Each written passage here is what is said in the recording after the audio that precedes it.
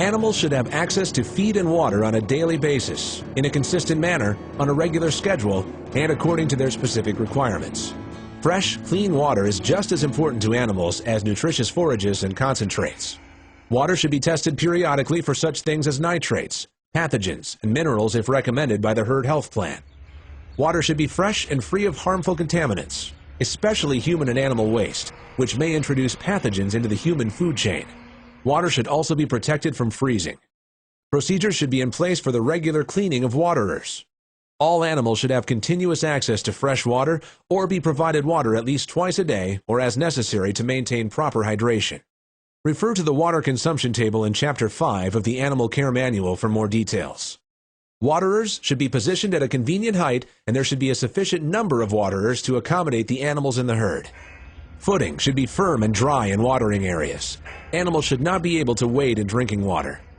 Watering locations should prevent a dominant animal from limiting water to other animals. Feed considerations include nutritional quality and quantity, feed bunk design, and proper feed storage. Advances in ruminant nutrition science have greatly improved animal production. Producers should evaluate their protocols to assure that their feeding program meets the basic nutritional requirements for the animal's maintenance, growth, production, and reproduction. Qualified nutritional consultants normally assist in formulating rations that economically meet nutritional requirements of animals. Managers should check that feed and feed ingredients are carefully mixed and formulated according to the animal's dietary needs. Periodically weigh the amount of feed being offered to the animals to determine dry matter intake. Adjust rations to ensure the correct content of protein, energy, and micronutrients in feed whenever forages are changed. And adjust diets to provide for production level. Check feed quality to see if it matches the manufacturer's statement. The National Dairy Farm Program recommends that rations provide the required nutrients for maintenance, growth, and lactation for the appropriate physiological life stage. Cows should not be restricted from feed for more than 4 hours at a time. Feed equipment should be washed and disinfected after being used for non-feed purposes. Feed for other species should never be mixed with dairy animal feed. Homegrown or purchased feed ingredients and commodities should be checked for nitrates, mycotoxins, or other soil or climate-induced problems as recommended by the herd health plan. Fence line feeding or feed bunk should give animals easy access to the feed. The design of feeders for comfort in eating is more important than the method in which they are fed. The daily removal of feeds not consumed will ensure freshness of feed, prevent mold and spoilage, and aid in insect control. This is a particularly important practice when high moisture feeds such as silage are used.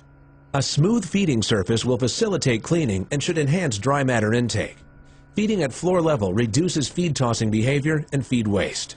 Feeders should be far enough from the waterers to minimize contamination of water. Sprinklers should be pointing away from the feed bunk to avoid adding moisture to the total mixed ration. Adequate bunk space per cow should be available to allow every animal feeding, a balanced diet per feeding cycle. Feed should be pushed up several times a day. Safely store bulk supplies of feed in appropriately designed areas to avoid moisture, vermin, and bacterial or fungal contamination. Proper labeling of storage containers or areas, controlling moisture, and using an effective program of vermin control will help assure maintenance of feed quality and safety. Nutritional management is greatly improved when producers take the time to observe their animals to maintain uniform groupings and give attention to animals that are lagging behind. Body condition scoring should be used to monitor the energy balance and nutritional condition of the herd. Please refer to Chapter 6 of the Animal Care Video and Animal Care Manual for more details on body condition scoring.